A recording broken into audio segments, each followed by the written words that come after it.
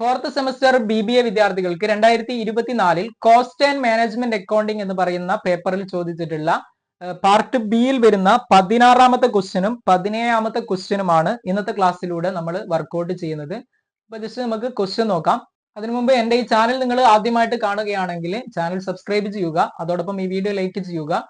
Cost and management അക്കൗണ്ടിംഗുമായിട്ട് ബന്ധപ്പെട്ട് കുറെ ക്ലാസ്സുകൾ നമ്മൾ നേരത്തെ ഡിസ്കസ് ചെയ്തിട്ടുണ്ടായിരുന്നു. അതിന്റെ ലിങ്ക് ഞാൻ ഡിസ്ക്രിപ്ഷൻ ബോക്സിൽ കൊടുക്കുന്നുണ്ട്. ആ ക്ലാസ്സുകളൊക്കെ വാച്ച് ചെയ്യുക. അപ്പൊ നമുക്ക് ക്വസ്റ്റ്യനിലേക്ക് പോകാം. അപ്പൊ 16ാമത് തന്നിട്ടുള്ള ക്വസ്റ്റ്യൻ ഇതാണ്. ഫിക്സ്ഡ് കോസ്റ്റ് ₹12,000 തന്നിരിക്കുന്നത് എന്താണ്? Fixed cost ₹12,000, selling price ₹12 per unit, variable cost ₹9 per unit. What will be the profit when sales are ₹60,000? Sales 60,000 ആണെങ്കിൽ പ്രോഫിറ്റ് എന്തായിരിക്കും എന്നുള്ളതാണ് ക്വസ്റ്റ്യൻ. 16ാമത്തെ ക്വസ്റ്റ്യൻ ആണ് ചോദിച്ചിട്ടുള്ളത്. അപ്പൊ ഇതിന്റെ ആൻസർ എങ്ങനെയാണ് വർക്ക്ഔട്ട് ചെയ്യുക എന്നുള്ളത് നമുക്ക് നോക്കാം. ഓക്കെ, ഇവിടെ നമുക്ക് കാൽക്കുലേറ്റ് ചെയ്യേണ്ടതാണ് പ്രോഫിറ്റിനെയാണ് കാൽക്കുലേറ്റ് ചെയ്യേണ്ടത്. പ്രോഫിറ്റ് കാൽക്കുലേറ്റ് ചെയ്യാനുള്ള ഇക്വേഷൻ എന്താണ്? നമ്മൾ നോർമലി പഠിക്കുന്നത് കോൺട്രിബ്യൂഷൻ മൈനസ് ഫിക്സ്ഡ് കോസ്റ്റ് എന്നുള്ളതാണ് പ്രോഫിറ്റ് കാൽക്കുലേറ്റ് ചെയ്യാനുള്ള ഇക്വേഷൻ. ഇത് ഡീറ്റെയിൽ ആയിട്ട് ഡിസ്കസ് ചെയ്യേണ്ട പോർഷൻ ആണ്. ആ ഒരു ക്ലാസ് ഞാൻ ഡിസ്കസ് ചെയ്തിട്ടുണ്ട്. അതിന്റെ ലിങ്ക് ഞാൻ ഡിസ്ക്രിപ്ഷൻ ബോക്സിൽ കൊടുക്കാം, മാർജിനൽ കോസ്റ്റിംഗ് എന്ന് പറയുന്ന ചാപ്റ്ററുമായിട്ട് ബന്ധപ്പെട്ട്. ഓക്കെ, കോൺട്രിബ്യൂഷനിൽ നിന്നും ഫിക്സ്ഡ് കോസ്റ്റ് കുറച്ചാൽ നമുക്ക് പ്രോഫിറ്റ് കിട്ടും. ഫിക്സ്ഡ് കോസ്റ്റ് നമ്മുടെ ക്വസ്റ്റ്യനിൽ തന്നിട്ടുണ്ട്. എത്രയാണ്? Fixed cost is equal to 12,000 ആണ് തന്നത്. പക്ഷെ കോൺട്രിബ്യൂഷന്റെ വാല്യൂ തന്നിട്ടില്ല. കോൺട്രിബ്യൂഷൻ കണ്ടെത്താൻ പറ്റുന്ന കുറച്ച് ഐറ്റംസ് ഉണ്ട്. പക്ഷെ കോൺട്രിബ്യൂഷൻ ഇവിടെ പെർ യൂണിറ്റ് വെച്ചുകൊണ്ട് കണ്ടെത്താം, അതുകൊണ്ട് കാര്യമില്ല. നമ്മളോട് ചോദിക്കുന്ന 60,000 സെയിൽസ് ആണെങ്കിൽ അവിടെ ഉള്ള പ്രോഫിറ്റ് ആണ് കണ്ടെത്തേണ്ടത്. അപ്പൊ അത് കണ്ടെത്തണമെങ്കിൽ നമ്മൾ എന്ത് ചെയ്യണം? ആദ്യം ഇവിടെ കോൺട്രിബ്യൂഷൻ പെർ യൂണിറ്റ് നമുക്ക് കണ്ടെത്താൻ പറ്റും. കോൺട്രിബ്യൂഷൻ പെർ യൂണിറ്റ് എന്ന് പറയുന്നത് ഇവിടെ സെല്ലിംഗ് പ്രൈസ് പെർ യൂണിറ്റ് തന്നിട്ടുണ്ട് 12 ആണ്. അതിൽ നിന്ന് എന്ത് മൈനസ് ചെയ്യുക? Variable cost per unit. അപ്പൊ നമുക്ക് 3 എന്ന് കിട്ടും. ഓക്കെ, ഈ കോൺട്രിബ്യൂഷൻ പെർ യൂണിറ്റ് വെച്ചുകൊണ്ട് നമുക്ക് എന്ത് കാൽക്കുലേറ്റ് ചെയ്യാൻ പറ്റും? PV റേഷ്യോ കാൽക്കുലേറ്റ് ചെയ്യാൻ പറ്റും. PV ratio is equal to എന്താണ്? Contribution divide by sales into 100 ആണ്. അത് കോൺട്രിബ്യൂഷൻ എത്രയാണ്? ഇവിടെ 3 ആണ്. സെയിൽസ് എത്രയാണ്? സെയിൽസ് 12 ആണ്. നമ്മുടെ ക്വസ്റ്റ്യനിൽ തന്നതാണ് പെർ യൂണിറ്റ്. ഇൻറ്റു 100 കണ്ടു കഴിഞ്ഞാൽ നമുക്ക് 25% എന്നിവിടെ കിട്ടും. ഓക്കെ, അപ്പൊ profit volume ratio that is PV ratio 25%. PV ratio നമുക്ക് അറിയാമെങ്കിൽ കോൺട്രിബ്യൂഷൻ കണ്ടെത്താൻ ഒരു ഇക്വേഷൻ ഉണ്ട്. എന്താണ്? സെയിൽസ് ഇൻറ്റു PV റേഷ്യോ എന്നുള്ളതാണ് equation. Sales into PV ratio. Okay, അപ്പൊ ഇവിടെ നമ്മുടെ ക്വസ്റ്റ്യനിൽ തന്നിട്ടുള്ള സെയിൽസ് എത്രയാണ്? 60,000 സെയിൽസ് ആവുന്ന സമയത്ത് പ്രോഫിറ്റ് ആണ് ചോദിക്കുന്നത്. ഇപ്പൊ 20,000 ഇൻറ്റു 25 ഡിവൈഡ് ബൈ 100 കണ്ടു കഴിഞ്ഞാൽ നമുക്ക് ആൻസർ എത്ര കിട്ടും? 15,000 എന്ന് കിട്ടും. അപ്പൊ കോൺട്രിബ്യൂഷൻ എത്രയാണ്? 15,000 ആണ്. അപ്പൊ പ്രോഫിറ്റ് ഈസ് ഈക്വൽ ടു എങ്ങനെ വരും? 15,000 മൈനസ് ഫിക്സ്ഡ് കോസ്റ്റ് എത്രയാണ്? 12,000 ആണ്. Minus 12,000 that is equal to 3,000 എന്ന് നമുക്ക് ആൻസർ കിട്ടും. ഓക്കെ അല്ലെ? അപ്പൊ ഇവിടെ എന്തിന്റെ വാല്യൂ കിട്ടി? പ്രോഫിറ്റിന്റെ വാല്യൂ നമുക്ക് കിട്ടി. ഇനി ഇവിടെ നെക്സ്റ്റ് 17th ക്വസ്റ്റ്യൻ ചോദിക്കുന്നത് എന്താണ്? A factory requires 1,500 units of N item per month. The cost of each unit is 27. The cost per order is 150 and inventory carrying charge works out to 20% of the average inventory.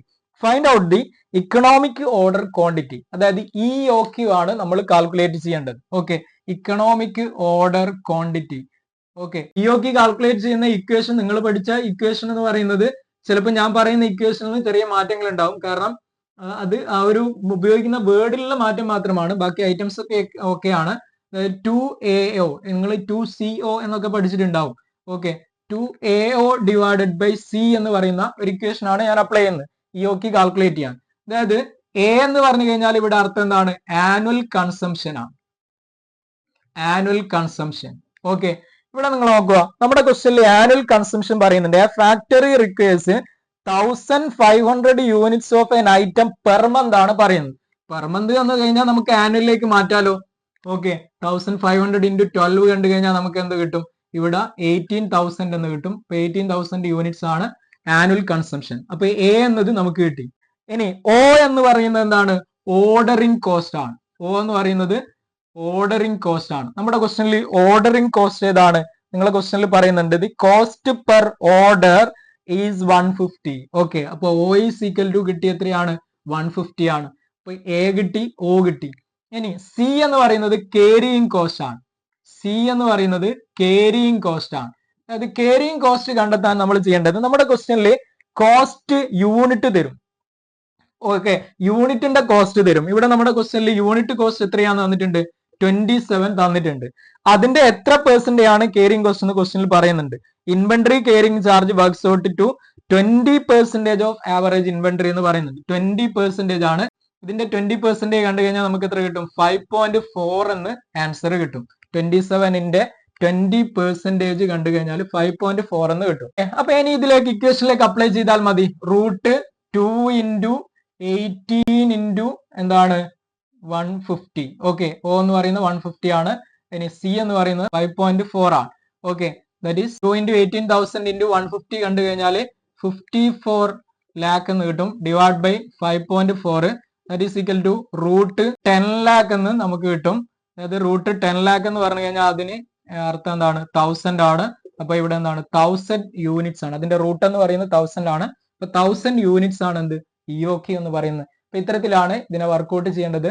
വളരെ simple ആയിട്ടുള്ള question ആണ്. Just നിങ്ങൾക്ക് equation അറിയണം. അപ്പൊ ഇവിടെ നിങ്ങൾ ചിലപ്പോൾ പഠിച്ചിട്ടുള്ളത് 2CO ഡിവൈഡ് ബൈ I. നിങ്ങൾ പഠിച്ച ഇക്വേഷൻ അപ്ലൈ ചെയ്താൽ മതി. ഐറ്റംസ് ഒക്കെ ഓക്കെയാണ്. 2CO ഡിവൈഡ് ബൈ I എന്നും നിങ്ങൾ പഠിച്ചിട്ടുണ്ടാവും. അല്ലെങ്കിൽ 2AO ഡിവൈഡ് ബൈ C. വേറെയും ഇക്വേഷൻസ് കാണാം. ഓക്കെ, അത് ഉപയോഗിക്കുന്ന വേർഡിലുള്ള മാറ്റം മാത്രമാണ്. ജസ്റ്റ് ഓർമ്മിക്കുക. അപ്പൊ ഇവിടെ EOQ എന്നുള്ള വളരെ സിമ്പിൾ ആയിട്ടുള്ള ഒരു പാർട്ടാണ് ഇത് ചോദിച്ചിട്ടുള്ളത്. പാർട്ട് ബിയിൽ ചോദിച്ച ക്വസ്റ്റ്യൻ ആണ്. 2 ക്വസ്റ്റ്യനും. ജസ്റ്റ് വർക്ക്ഔട്ട് ചെയ്ത് നോക്കുക. പുതിയൊരു ക്ലാസ്സുമായി നമുക്ക് വീണ്ടും കാണാം. Thank you.